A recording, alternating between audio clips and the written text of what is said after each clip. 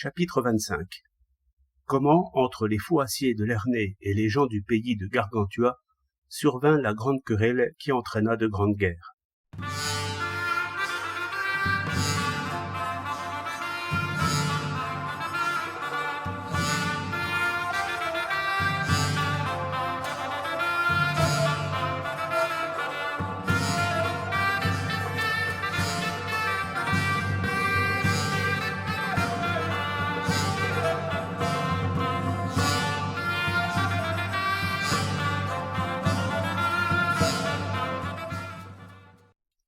En ce temps-là, c'était la saison des vendanges, au commencement de l'automne, les bergers de la contrée étaient à garder les vignes et à empêcher les étourneaux de manger les raisins.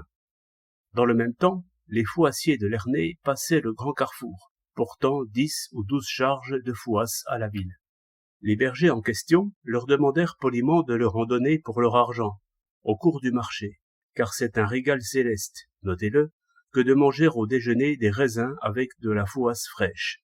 Surtout des pinots, des sauvignons, des muscadets, de la bicane ou des foireux pour ceux qui sont constipés, car ils les font aller longs comme une pique, et souvent, pensant péter, ils se conchient.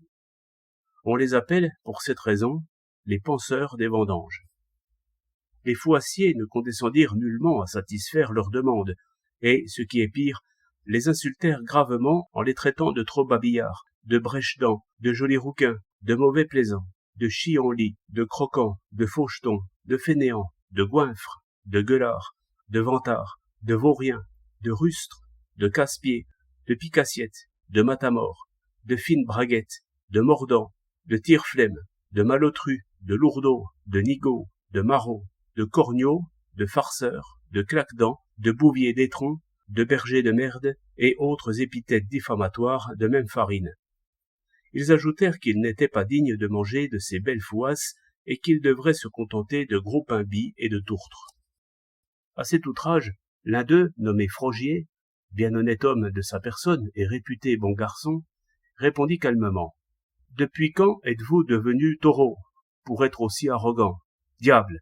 D'habitude, vous nous en donniez volontiers, et maintenant vous refusez. Ce n'est pas agir en bon voisin. Nous ne vous traitons pas ainsi quand vous venez ici acheter notre beau froment avec lequel vous faites vos gâteaux et vos fouasses. Et encore, nous vous aurions donné de nos raisins par-dessus le marché. Mais, par la mère Dieu, vous pourriez bien vous en repentir et avoir affaire à nous un de ces jours. À ce moment-là, nous vous rendrons l'appareil. Souvenez-vous-en. » Alors, Marquet, grand bâtonnier de la confrérie des Fouassiers, lui dit « Vraiment, tu es fier comme un coq ce matin. Tu as trop mangé de mil hier soir.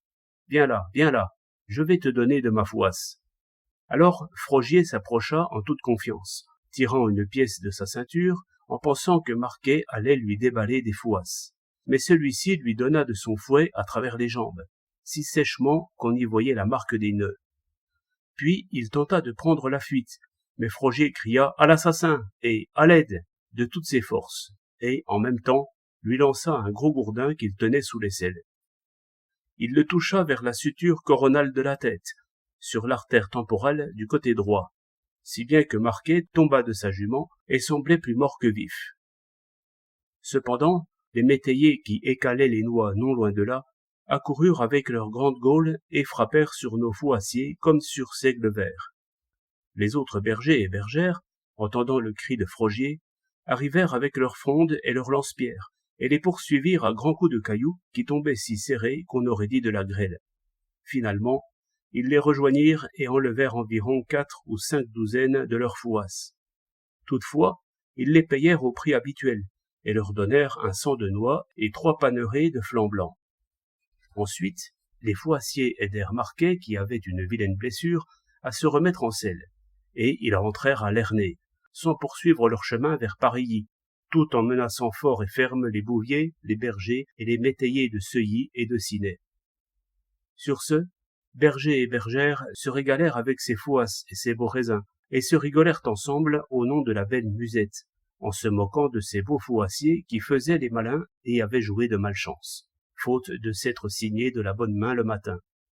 Et, avec de gros raisins chenins, ils baignèrent délicatement les jambes de Frogier, si bien qu'il fut tout de suite guéri.